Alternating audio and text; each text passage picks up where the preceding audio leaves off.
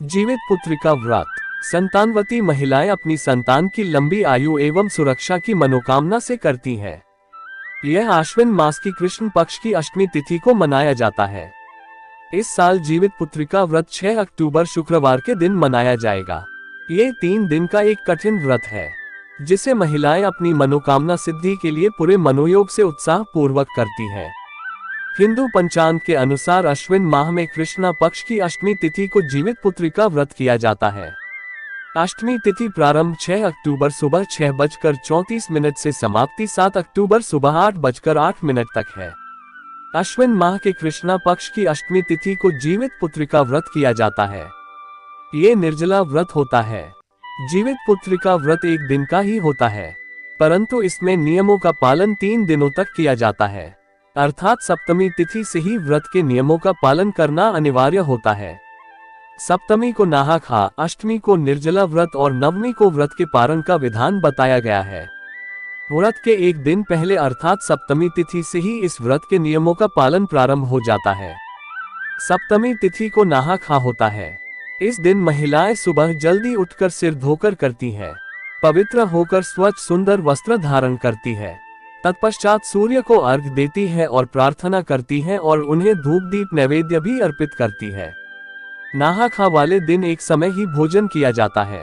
व्रत के दिन अष्टमी को महिलाएं प्रदोष काल में जीमूत वाहन देवता की पूजा करती है और कथा सुनती हैं। व्रत वाले दिन अर्थात अष्टमी तिथि को पूर्ण रूप निर्जला व्रत किया जाता है।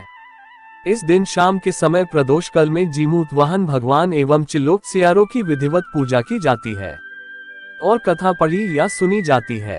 अब नवमी तिथि को व्रत का पारण विधि पूर्वक किया जाता है। पारण में नोनी का साग एवं महुआ की रोटी खाने का विधान है। इस प्रकार ये 3 दिनों का व्रत पूर्ण होता है। अपने अपने पारिवारिक एवं क्षेत्रीय परंपरा के अनुसार व्रत के नियम थोड़ा बहुत अलग हो सकते हैं। जीवित पुत्री का व्रत की पूजा व्रत वाले दिन प्रदोष काल में की जाती है।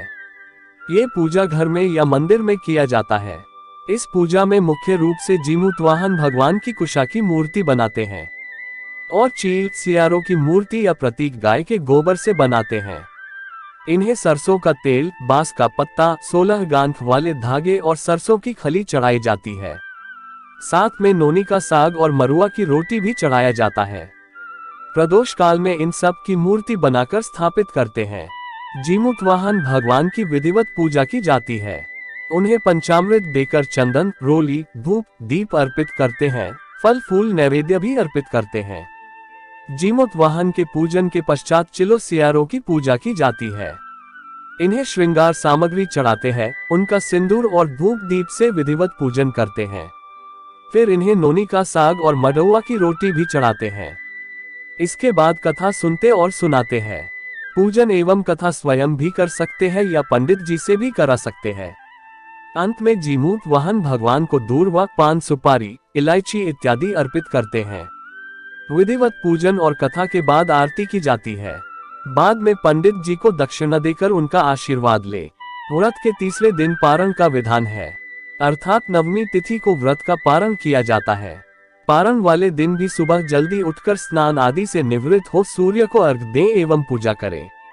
सूर्य अर्घ के बिना ना तो व्रत प्रारंभ होता है और ना ही पारण प्रारंभ होता है। कई जगह आज पारण के समय नोनी का साग, झोर भात और मडुवे की रोटी से पारण करते हैं। भगवान जीमूत वाहन इस व्रत के एकमात्र देवता है। इनकी कथा ईश्वर प्रदत्त है। जीमूत वाहन गंधर्वों के एक राजकुमार थे, परंतु उनका चित्त राजपाट में बिल्कुल भी नहीं लगता था। इसलिए वह अपना राजपाट अपने भाइयों को सौंपकर जंगल में अपने माता पिता की सेवा हेतु अपने पत्नी के साथ चले गए। एक दिन जंगल में भ्रमण करते हुए उन्होंने एक बुढ़िया को विलाप करते देखा। जब उन्होंने उस बूढ़ी से उनके विलाप का कारण पूछा तो उस बुढ़िया ने बताया कि वह एक नागवंशी है और उसको एक ही पुत्र है जो आज गरुड़ का भोजन बनेगा, इसलिए मैं विलाप कर रही हूँ। एक शपथ के अनुसार हर दिन एक सांप अक्रूर राज को चढ़ाया जाता है और आज उसके बेटे की बारी है, इसलिए मैं विलाप कर रही हूँ। राजकुमार उसकी व्यथा सुनकर बहुत द्रवित हुए और आश्वासन दिया कि उसके बेटे को अब कुछ नहीं होगा।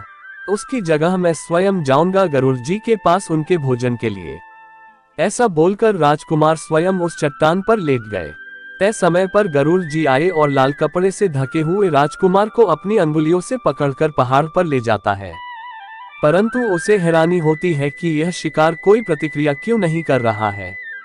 गरुड़ जी राजकुमार के कपड़े को हटाकर देखते हैं और पूछते हैं कि वह यहाँ कैसे। तो जीमूतवाहन राजकुमार ने उन्हें सारी बात बता दी। जीमूतवाहन जी की कृपा, बलिदान और उनके परोपकार की भावना से गरुड़ जी बहुत प्रसन्न हुए और उसके बेटे को जिंदा छोड़ दिया। साथ ही उन्हें वचन दिया कि वह आगे से किसी भी सांप को भोजन नहीं बनाएंगे। मान्यता है कि अभी आकाशवाणी हुई कि आज के दिन जो भी जीमूतवाहन की पूजा अर्चना करेगा उसके संतान की आयु लंबी और खुशहाल होगी। तभी से यह व्रत परंपरा में आ गया और महिलाएं इस व्रत को बहुत श्रद्धा विश्वास से करने लगी। इस व्रत की एक दूसरी कथा भी बहुत प्रचलित है। उस कथा के अनुसार एक जंगल में एक चील और एक सियार नर्मदा नदी के पास रहते थे। एक दिन इन दोनों ने कुछ महिलाओं को आज के दिन व्रत पूजा करते देखा तो इन्हें भी इच्छा हुई करने की। इन दोनों ने उपवास व्रत रखा, परंतु सियारी को भूख बर्दाश्त नहीं हुआ तो उसने चुपके से एक मरा हुआ जानवर खा लिया। परंतु चील ने पूर्ण समर्पण के साथ उपवास और व्रत रखा। अब दूसरे जन्म में ये दोनों चील और सियार सगी बहनें बनकर जन्म लिया। यथा समय दोनों बहनों को जब बच्चे हुए तो चील के बच्चे स्वस्थ और खुशहाल रहते, परंतु सियार के बच्चे हमेशा कमजोर होते और मर जाते। इससे सियारों को बहुत क्रोध और जलन होती तथा उसने कई बार चील के बच्चों को मारने की कोशिश भी की, पर हर बार असफल रहती और उसका प्रयास शुभ परिणाम में बदल जाता। एक बार उसने चील के बच्चों को मटकी में जहरीला सांप भरकर भेजा, लेकिन जब बच्चों ने उसे खोला तो फूलों का हार निकल आया। फिर दूसरी बार उसने एक झपोले में हड्डा भरकर भेजा तो बच्चों ने जैसे ही उस झपोल को खोला तो सारे हड्डे बूंदी बन गए। तब चील ने उसे पिछली जन्म की बात बताई कि कैसे उसने व्रत के दिन छुपकर मारा हुआ जानवर खाया था, जिसके पाप स्वरूप इस जन्म में उसके बच्चे जीवित नहीं रह रहे हैं। तब उस दिन से सियारों भी व्रत करने लगी तो उसे भी संतान सुख प्राप्त हुआ। तब से जीमूतवाहन देव की पूजा व्रत किया जाने लगा।